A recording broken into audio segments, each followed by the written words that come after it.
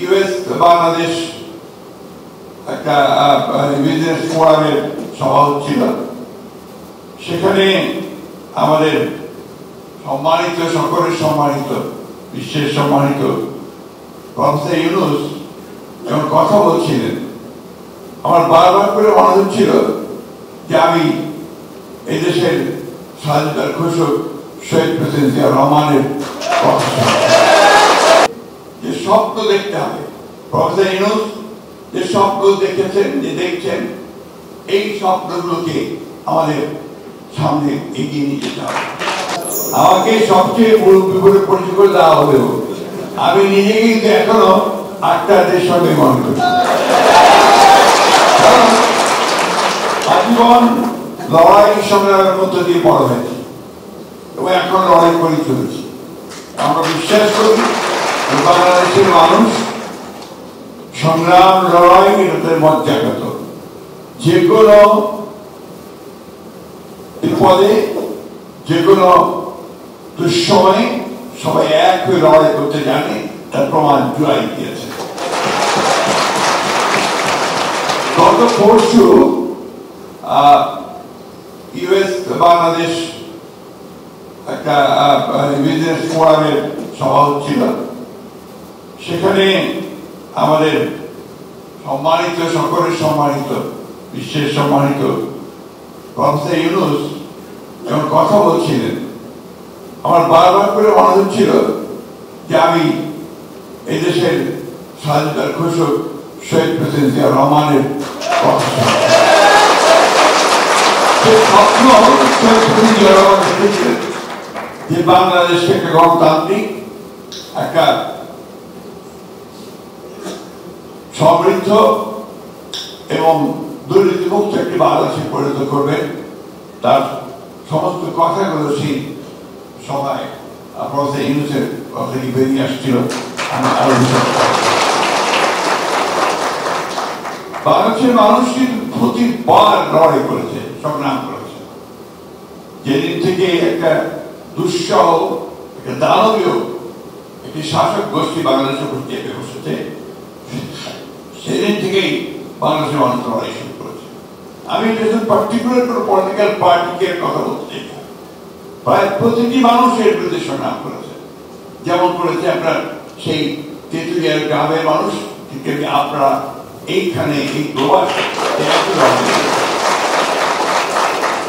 মধ্যপ্রাচ্যে যারা আপনার বাংলাদেশের উন্নয়নে বলুন, প্রতিটি কাজে বলুন, যে সহযোগিতা করছে, সেটাও স্বপ্ন দেখেছিলেন শহীদ প্রেসিডেন্ট জিয়া রহমান। এবং আজকে গার্মেন্টসের যে নারীরা আমাদের যে কাজ করছেন এবং একটা নতুন একটা অধ্যায় সূচনা করতেন, সেটা কিন্তু স্বপ্ন দেখেছিলেন শহীদ প্রেসিডেন্ট জিয়া রহমান। একটা একজনের শাসন ব্যবস্থা থেকে বহুদলীয় গণতন্ত্র এবং একই সাথে মুক্ত সমাজ, একটা আপনার মুক্ত সংবাদ প্রবাহ, freedom of speech, freedom of press, এগুলো স্বপ্ন দেখেছিল শহীদ প্রেসিডেন্ট জিয়া রহমান। আজকেও আমাদের নেতা, তরুণ নেতা আমরা বলি, তিনিও 31 দফা কর্মসূচি দিয়ে সেই নতুন চিন্তা ভাবনা। আমি একটা কথা খুব স্পষ্ট করে দৃঢ়তার সঙ্গে বলতে চাই যে আমরা যারা বয়োজ্যেষ্ঠ আছি, আমরা অনেকগুলো লড়াই লড়েছি, আমরা স্বাধীনতার যুদ্ধ করেছি, পরবর্তীকালে গণতন্ত্রের জন্য সংগ্রাম করেছি, লড়াই করেছি। আজকে আমাদের সামনে শহীদরা যারা, তারা এসছে এবং আমরা অত্যন্ত আশাবাদী যে আমরা ভবিষ্যতে আমার লড়াইয়ের মধ্যে দিয়ে একটা কথা আমাদেরকে সবসময় মনে রাখতে হবে। সেই কথাটা হচ্ছে যে স্বপ্ন দেখতে হবে। প্রফেসর ইউনূস যে স্বপ্ন দেখেছেন, যে দেখছেন, এই স্বপ্নগুলোকে আমাদের সামনে এগিয়ে নিয়ে যেতে হবে। তারা স্বপ্ন দেখেছেন, সেটা নিয়ে আমরা সামনে এগিয়ে যেতে পারবো বলে আমি বিশ্বাস করি।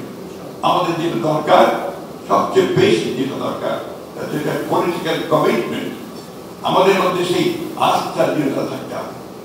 বিগত রেজিম আমাদের আস্থা নষ্ট করে দিয়েছিল, বিগত রেজিম আমাদের ধ্বংসস্তূপে পরিণত করেছিল। আজকে যে structural change, political structure change জন্য যে কমিশন করা হয়েছে, সংস্কার কমিশন করা হয়েছে, আমরা কমিটেড যে আমরা এই সংস্কার কমিশনগুলোতে আমরা আমাদের অবদান রাখার চেষ্টা করছি রাজনৈতিক দল হিসেবে, এবং যতটা সম্ভব আমরা কাজ করছি। এবং এই কথা আমরা খুব স্পষ্ট করে সবার সামনেই বলতে চাই, যেখানে বাংলাদেশের সবচেয়ে বেশি উপকার হবে, যেখানে বাংলাদেশের মানুষের উপকৃত হবে, সেই কাজগুলো নিঃসন্দেহে আমরা সর্বাত্মকভাবে করব বলে আমরা যে আমরা আধুনিক চিন্তা করি। আমাদের পরবর্তী জেনারেশন, আমাদের সামনে ছেলেরা, আমাদের মেয়েরা, তারা নিঃসন্দেহে অনেকে বেশি আধুনিক চিন্তা করে। সেটাকে ধারণ করার মতো মানসিকতা আমাদের আছে, সেটাকে গ্রহণ করার মতো সমস্ত মানসিকতা। আমি বিশ্বাস করি, আমি আপনি যাদের কথা কেন শুনলাম, আমি আরো আশাবাদী হয়ে উঠেছি যে আমাদের এই নতুন জেনারেশন তারা নিঃসন্দেহে আমাদেরকে সেই নতুন সংগ্রামে, নতুন লড়াইয়ে, নতুন স্বপ্নের মধ্যে দিয়ে আমাদেরকে নতুন দিগন্তের মধ্যে নিয়ে যাবে। আমি যার সঙ্গে কথা বলছিলাম, আজকেই সকালে কথা বলছিলাম, আমি অত্যন্ত আশাবাদী হয়ে উঠেছি যে আমাদের মেয়েরা, অর্থাৎ নারীরা, তারা একটা বিশাল ভূমিকা পালন করবেন আমাদের পরবর্তী এগিয়ে যাওয়ার জন্য। আসুন, একটাই আহ্বান আমাদের সকলের, আপনাদের সকলের কাছে, যাতে আমরা সবাই এক হয়ে যাই, এক হয়ে একটা বিষয়, বাংলাদেশের বিষয়ে। সবার আগে বাংলাদেশ, সবার আগে বাংলাদেশ, এটাই হোক আমাদের